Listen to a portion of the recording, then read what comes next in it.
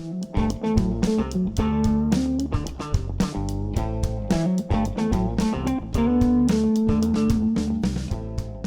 and welcome to the first episode of the podcast for 2021. I recently had the privilege of chatting with Professor Roland Fletcher from the University of Sydney. He's been a leading figure in the archaeology of Angkor in Cambodia for his long career.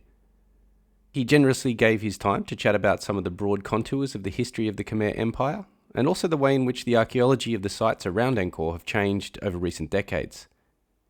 I hope this episode will be valuable to anyone teaching the Khmer Empire, but also those who are just generally interested in archaeology and the developments at Angkor too.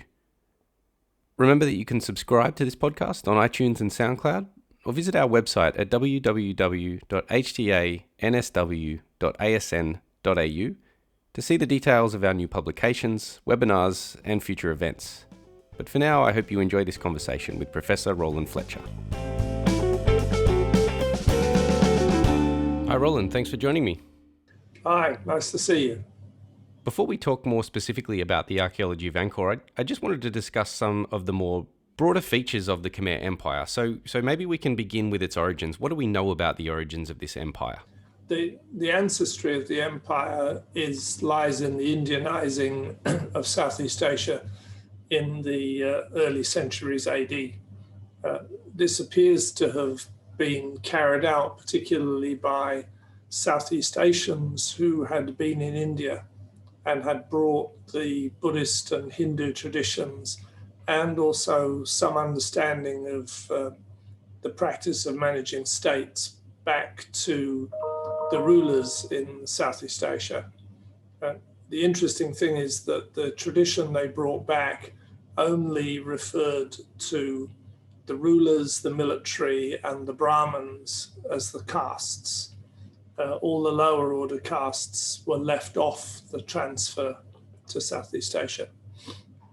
And it's on the basis of that introduction of Hinduism and Buddhism at the same time that you really start to get the formation of familiar literate-based states in Southeast Asia. And they form up initially in the southern half of mainland Southeast Asia and then gradually expands northwards until after the 5th and the 6th century, they're really forming up as quite big political entities up around the Tonle Sap, the Great Lake in central Cambodia. That's the place where Angkor is located. And it's those states that eventually lay the foundations for what we think of more concretely as this Khmer Empire. What is it that underpins the growth in size and power of that empire? Well, probably the basic fundamental thing is rice, because rice is a crop that you can massively expand. All you have to do is cut down forest and build paddy fields, and you can extensify rice because the water in the fields is actually a self-sustaining ecology. The key thing also is that if you gain control of the area around the Tonle Sap, you have an area where the lake grows from 3,000 to 10,000 square K during the rainy season, which gives you 7,000 square K of annually flooded land. And some portion of that around the edge is actually useful for rice production. The other element is that somewhere around the 7th, 8th century, the Khmer, unlike everybody else in Southeast Asia, began to develop an elaborate water management technology built around a system of water management called the barai. And the barai is a reservoir, but it's a reservoir built on the ground surface. So it stacks up a pile of water above the ground surface, much like a modern reservoir in our cities tends to do. The value of that is that it gives you a head of water and it allows you to move water in many directions across the landscape and to store it. And that appears to have been developed. We're not quite sure why. We can see one, which is the proto-Barai that is underneath the western part of the West Barai. But its significance is that after that water system was developed, there was actually some kind of climate crisis globally, which is the period when planetary temperatures begin to rise, the beginning of the medieval warm phase in the 8th and the 9th century. And it's that change which, in fact, demolishes the classic Maya cities in the New World. And it would appear to me that what is going on is that you're moving into a period where the climate is warmer, so food yields are higher. But the period of transition is very risky. It's extremely unstable.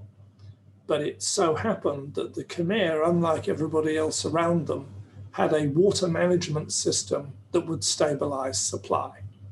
And my guess is that they survived on, their state survived on the back of that technology. So once it reaches its height, what is this empire like in terms of its relationship to regional powers particularly? I mean, there must have been trade, there must have been diplomacy, conflict, etc. What are some of the broad features of that aspect of this empire? Well, it grows very rapidly from the 7th, 8th century onwards. And reaches its peak in the 12th, 13th century. It's obviously not alone in mainland Southeast Asia. There are other states around it. The ones which are its I wouldn't say they're its near equal, but they're its equivalents, are the Cham states along the Vietnamese coast, what's now the coast of Vietnam.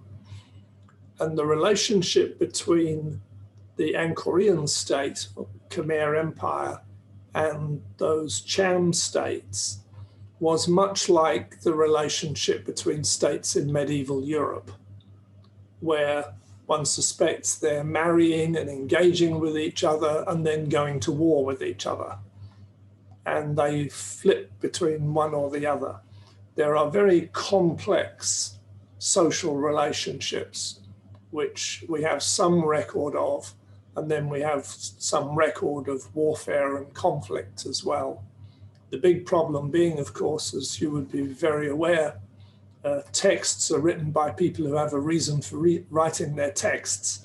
So you're hearing somebody's particular version of the story. So you have to be, historiography is a very important capacity, and you really need it dealing with those texts of the Khmer Empire, because it's the dominant storyteller.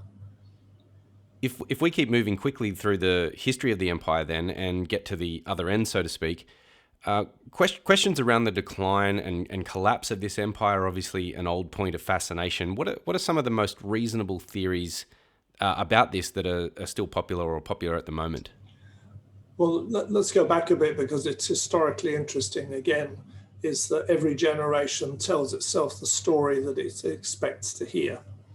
So the story from the 19th and the 20th century from the European historians was essentially a model rather like the story of the Roman world, where you have attacks and conflict and the city is sacked, the date of that sack supposedly being 1431. And that essentially is the end of the empire and the end of Angkor as a city. The story now appears to be much more complex, but one has to bear in mind that the model which I've been proposing is, of course, very topical for our era because it involves climate change. However, I would argue that we can see the climate change and we can see the impact of the climate change. So what you're looking at is a socio-political world where there is more external impact on the empire because the Thai tribes are moving down into the Chao Phraya Basin, and the Vietnamese are becoming much more expansive on the eastern side. But at the same time, what happens in the 14th century and into the 15th century is the medieval warm phase is coming to an end. So you have another of these periods of severe climate instability. And what that looks like in Southeast Asia from the tree ring records that we have is massive fluctuation between mega monsoons and mega droughts. And it isn't one or the other that break the structure of the great city at Angkor. It's both of them together. The mega monsoons crack open the water system, which was built to specifications that amount of monsoon water exceeded. And once the system was broken, because it was there to stabilize the risk of water supply, when you have drought, the Angkorian area had no backup system for dealing with drought. And the urban area seems to go down really quite promptly. We see a drastic change in the amount of occupation in the area, and then a real change in the way the place is used. By the 16th century, it's being used primarily as a highly regarded ritual location, which the Khmer rulers visit. Now, there's an important thing to notice because people often conflate this. You hear people talk about the fall of Khmer civilization or the end of Khmer civilization. I emphasize to everybody who comes with me into the field that to tell the Khmer about the end of Khmer civilization is neither very tactful nor correct, because they vigorously point out that they happen to think their civilization is really alive and well. And this is very important, and it's very important for our contemporary situation. What you can say very clearly is that severe climate instability broke the infrastructure of Angkor. There was nothing inherently wrong with that infrastructure.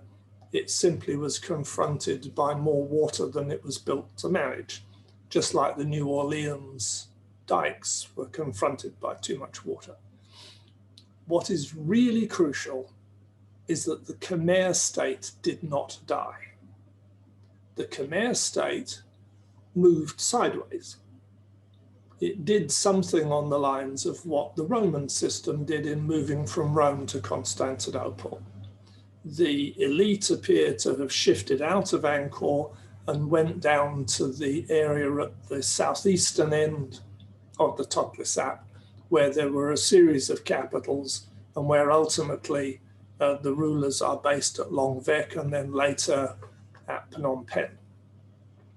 The very important story of Angkor is that the city of Angkor does break down. There is a demise of the city. There is not a demise of the Khmer state. The Khmer state maintained continuity even through that really terrible crisis, so that by the 16th century, the Khmer rulers are visiting Angkor, and one of the Khmer rulers is referring to regilding the towers of Angkor Wat. So there really isn't a disappearance of either the Khmer state or Khmer civilization. And that's somewhat encouraging from our point of view, because we might envisage the current climate crisis: if our cities go down, our civilization goes down. The answer is not so. The Khmer were pretty tough, and we're probably capable of being pretty tough as well.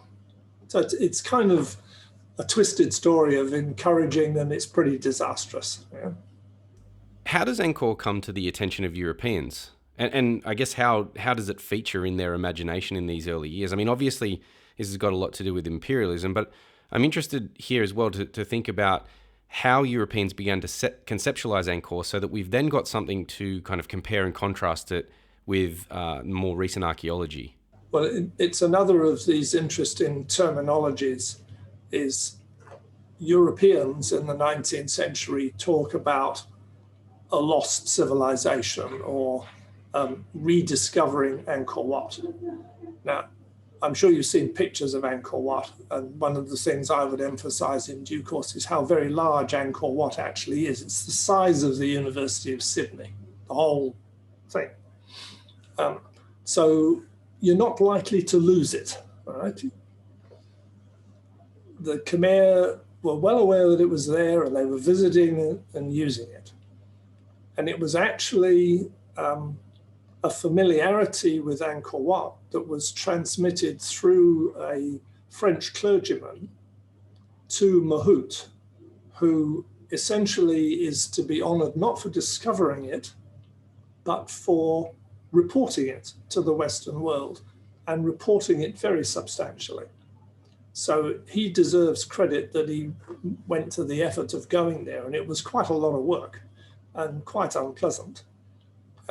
But he then rigorously described it. He was a biological scientist, and he was very precise in what he reported.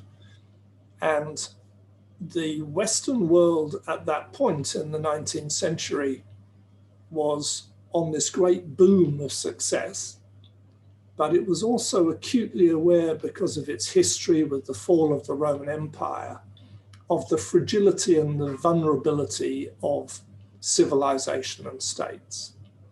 And what's really striking is that in the 19th century, in Cambodia, in Sri Lanka, and in Mesoamerica, European visitors, researchers, and administrators were discovering these great abandoned cities in the jungle, which had this really strong resonance of the fallibility and the vulnerability of civilization. It was almost like Europeans, knowing that they're on this big boost, are also acutely aware that what goes up comes down. And it was a very important insight from a European perspective that everything wasn't simply on the way up.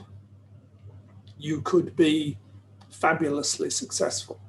Angkor Wat was the largest religious building in the world until probably the 20th century, but it was there covered with forest.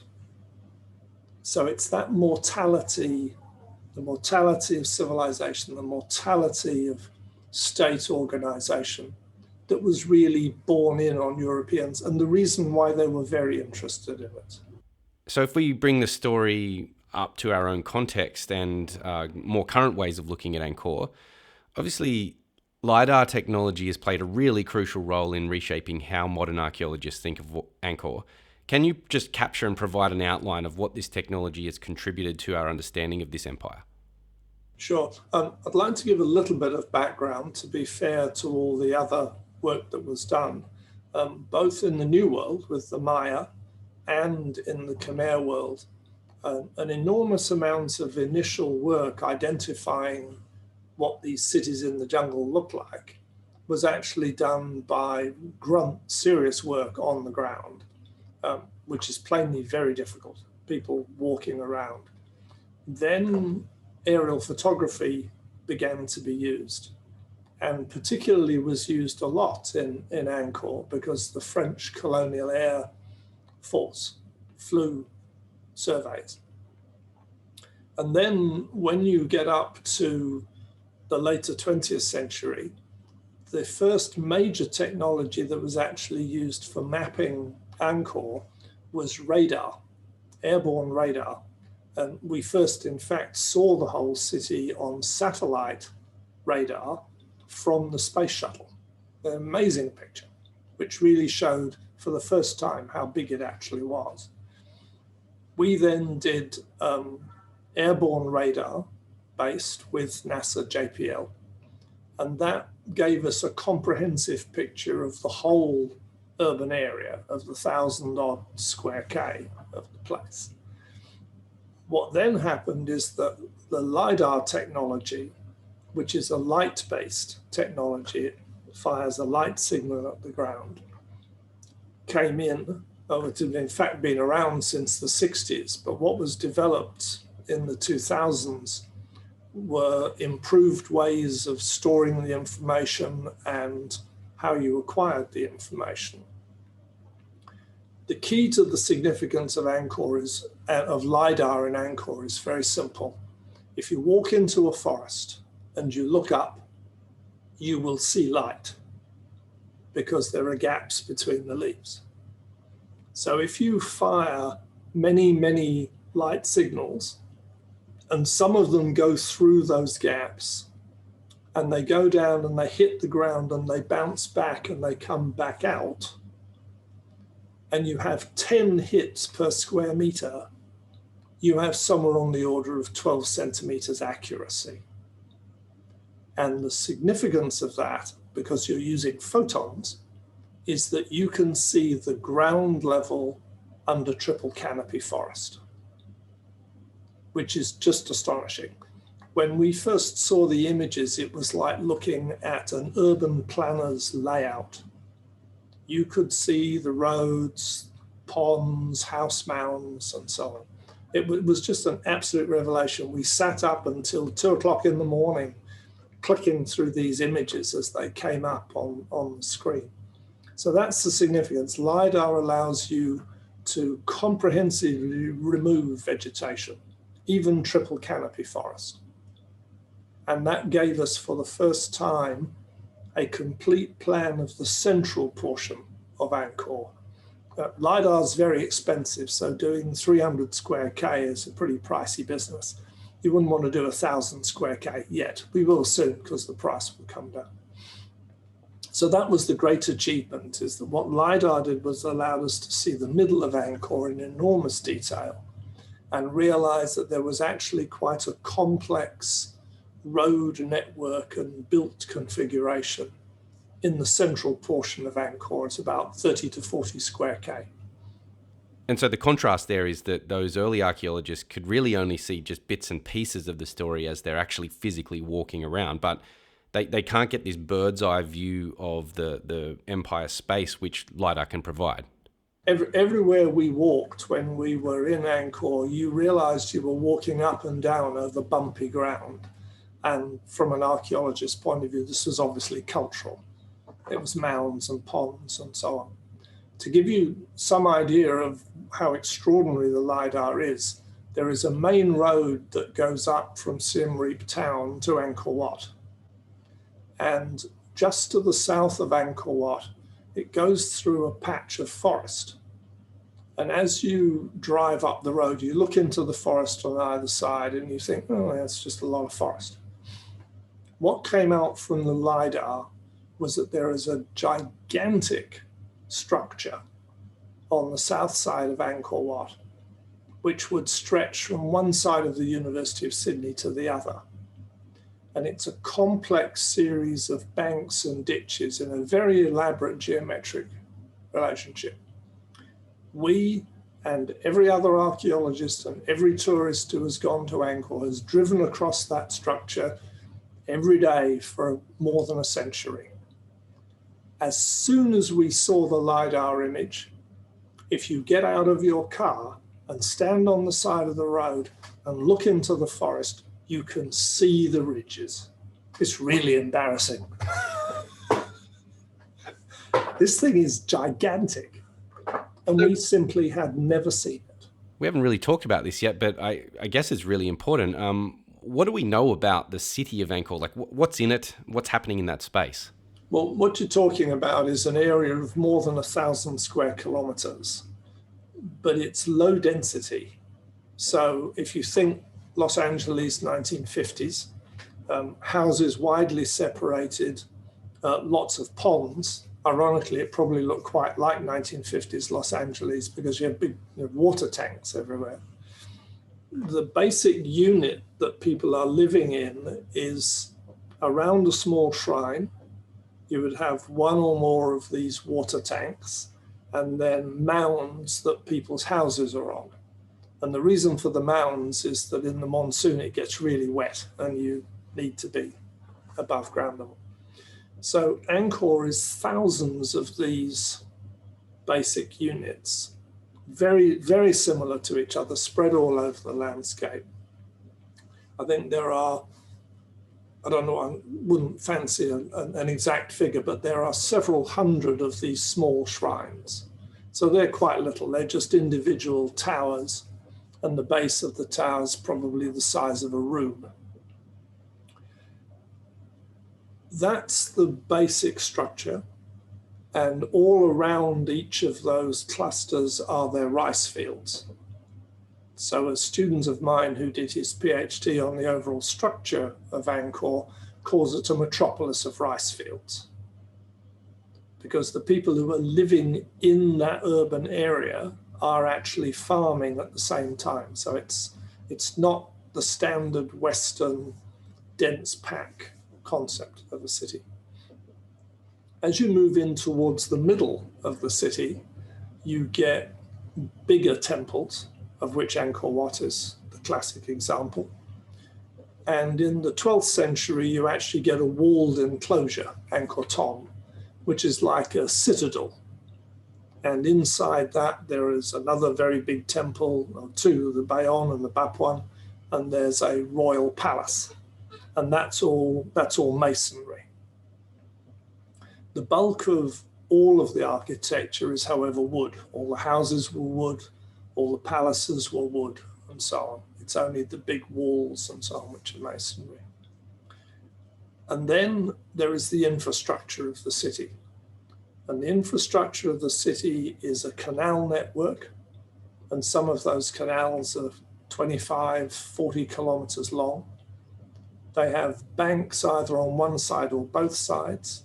And those raised banks are roadways as well as being the banks of the canal. And then there are some roadway banks as well. So the broad configuration of the city is a network of communication by water and by road embankments, linking together these big spread out suburbs of low density housing around a central area, which by the late 12th century and into the 13th century actually has a central road grid, covers about 30 to 40 square K. And that's denser than the rest of Angkor, but it's not dense occupation by European urban patterns. You know, it's not like Venice or Rome or not even London. It's much more spread out. And what do we know about the population there? I mean, I've heard figures thrown around that it's at its height as something like 750,000 to 1 million people living in Angkor. Do those estimates still stand up to scrutiny? I wouldn't go up to 1 million. There's a popular notion that any great pre-industrial city, capital city, had 1 million people in it. The term is commonly thrown around. From the figures that we've calculated for the 1,000 square K of Angkor on the basis of rice production, it had about 750,000 people in it. In the 3,000 square K, which is its total catchment, a new figure has come out of somewhere between 800,000 and 900,000 people. So what you would realize is that the density is dropping off quite rapidly towards the periphery. And the crucial thing is that you can calculate an approximate population for Angkor because rice is a very reliable, consistent crop. You know pretty much how much of it is produced per hectare, and you can see the overall pattern of where it was produced. The important thing about Angkor is that it grows its own food. Everybody is living in their rice fields. It isn't like an imperial Rome that is importing grain from Egypt. The crucial thing about Angkor, the city, is that it's a self-sustaining entity. All these huge water systems are just a risk management device for ensuring that there is a stable water supply for producing rice, which means that from the point of view of the people who live there and from the point of view of any ruler or anybody wanting to attack it, it is a phenomenal asset. You know, this is like magic, really. This is totally reliable rice production.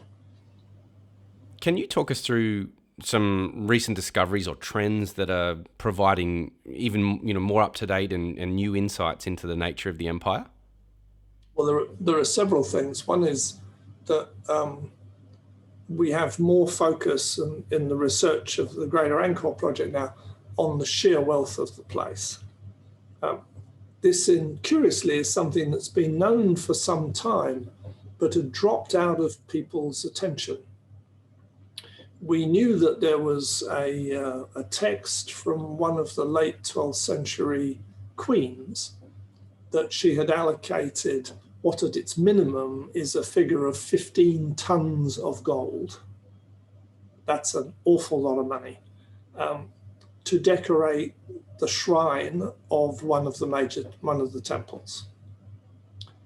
And if you go to the temple and you look at the shrine, there are holes in the wall of the shrine inside. And if you draw them out, you can see the big panels which had been pinned onto the wall. So you get some dim idea of just how wealthy this place actually is. These are rulers who can allocate 15 tons of gold to decorate something. And these grey boxes that we go into as tourists were just gold cased. There is, in fact, a shrine in Bangkok today, which is silver cased. It's entirely paneled in silver. So we know you can do this. So that's one of the things you begin to realize, is that the levels of wealth and the levels of cultural innovation and change which are going on in the middle of Angkor are absolutely enormous. And almost everybody else in the rest of Angkor is living as they've been living pretty much for the preceding 500 or 1,000 years. So the disparities within the city were enormous, really enormous. We're obviously talking about a massive space, which implies a very complex job for anyone who is trying to preserve and conserve these archaeological remains around Angkor. What are some of the major challenges there in terms of preservation and conservation? Well, the main job of the archaeologists is to record the place and analyze how it worked and what happened to it. The tremendous responsibility, and it's a very serious responsibility for the Cambodian state, is to actually manage and look after the complex. And there are two factors involved. One is national pride, it's their great cultural creation, and the other is the moral obligation to look after something like this for all of humanity, because it's a human achievement as well. The problem, of course, is that the Cambodian government is not very wealthy. Cambodia is a small and relatively poor country. And it has basically one of the largest, if not the largest, archaeological site on Earth, and the largest single concentration of shrines on Earth in one place. What UNESCO, in conjunction with the Cambodian government, did was to define a series of zones for Angkor. And the only places which come under heritage management are the central two zones. And they really conserve the famous temples in the middle and the area of the two big reservoirs, the two barai. That's an area of about 300 square K. And then there are a couple of other separate places which come under that order of conservation. But the remainder of Angkor is, like many other archaeological sites in the world, simply underneath people's fields, underneath their houses and so on. And you can still see it because the landscape is not heavily built up. But there is a real problem of what to do about the whole of that landscape, because you really can't stop people leading their daily lives, building their houses, growing their crops. Fortunately, most of the things that are done at the moment in Cambodia are not heavily intrusive. They tend to deposit on top of Angkorian structures. But in the middle, in the 300 square K, which is in the Heritage Park, there are very strong regulations about what can and cannot be built. And the big and problematic obligation in the middle is, what do you do about a couple of million people walking over these buildings? They were not designed to have a couple of million people walking over them. These big temples, which is what everybody goes to see, were really almost like state shrines. They were really relatively private. People may have gone into the outer areas of the big enclosures, but very few people would have gone into the main temples. So we now have thousands and thousands of people. And that's a tremendous responsibility for the Cambodian administrators and managers. You talked about climate change before in relation to the actual history of Angkor. Is it a factor contributing to preservation and conservation issues? I think it would be a much broader factor. If you remember a few years ago, there was a very severe flood in Bangkok because a major storm came into the northern end of the Chao Phraya and the water came down to the south. Now, the impression we have of that 14th century crisis is that that's probably a similar problem. It's huge storms coming into the north and the water coming southwards down into Angkor. Now, that's exactly what will be repeated in this current situation. Massive typhoons coming in off the Pacific, over Vietnam and then over Cambodia. So the big problem would be that if the climate situation is repeated, we know from the archaeology of Angkor and from the climate record that it could be subject to very severe flooding. And that flooding would be a very significant problem. But the big issue would not really be the temples. The big issue would be is that there are hundreds of thousands of people who live in the area. And that flooding would have a very serious impact on them. The primary issue would be looking after the Cambodian population.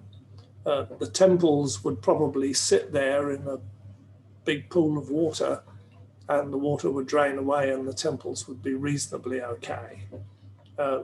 All of these big temples have moats around them. So if there is a lot of water moving across the landscape, the major temples do have a protective mechanism built into their structure. But really heavy rain would have an impact on the fabric of the temples. But as I said, the big issue in a major climate crisis would actually be destruction of rice crops, damage to roads, damage to houses, and the threatening impact on the population, rather than the issue of what will be happening to the heritage. As a final question, I wanted to ask what's currently going on with archaeological work from the University of Sydney at Angkor, and also maybe how schools and teachers could get involved or sort of benefit from this work. There are two elements to that. One is that we're in the fourth stage of the Greater Angkor project, and that work is now being done predominantly by researchers elsewhere, particularly somebody who's been trained up in the project, who's now a member of staff in Adelaide. That's Martin Polkinghorn. Then a senior American colleague of mine, Miriam Stark, and the graduate student who worked for her, Alison Carter. And also in the University of Sydney, Dan Penny, who's a geoscientist. Dan's doing coring work to do more of the identification of environmental conditions. The current work is looking at the late and post-Angkorian urban world. And the majority of my work is now finished. So we've been working really since 1998 and been collecting an enormous amount of digital archive data and excavation data, some of which you can actually see in those filing cabinets behind me. What we've been recently discussing with your colleagues in Cranbrook, with Nikki and with Simon, is developing a way of taking particularly our digital archive material and turning it into resources for high schools so that teachers and students in high schools can have additional resources on Angkor. One of my particular interests is that one of the technologies we use for dealing with the data from Angkor is a program called GIS, Geographical Information System. And this is a very useful tool, and it's a tool that's valuable in employment. Most management organizations and governments use it. And one of the things I'd like to do is to see if there is a way in which we can get a high school licensing system for GIS and some initial introduction of people in high schools to using GIS and to using some of this data.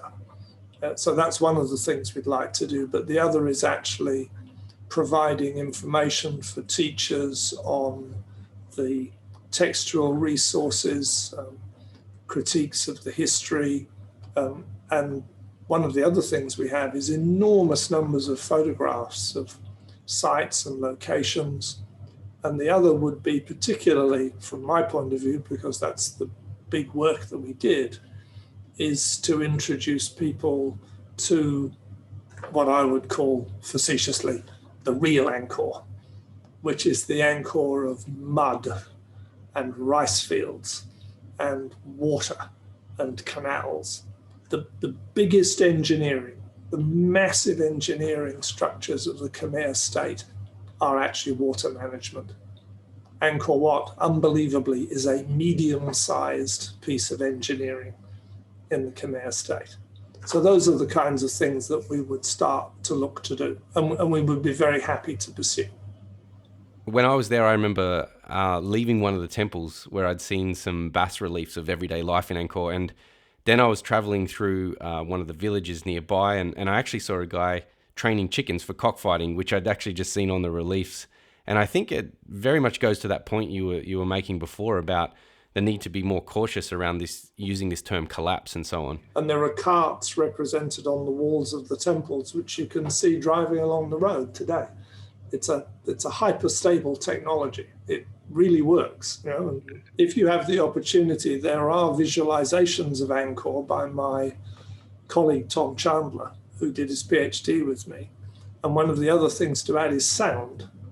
We went around and we recorded chickens and dogs and wind and trees and so on. And he has these amazing visualizations, which you can see online, of what life would have been like in Angkor with all this sound as well. It's just fabulous. Hey, Roland, it's been a real privilege talking to you today, and I wish you all the best as you tie up those projects, and thank you very much for talking to me today. Well, we'll keep talking because there are lots more things to do on this, and I will be very glad to help. That sounds great. Thanks very much. It's a pleasure.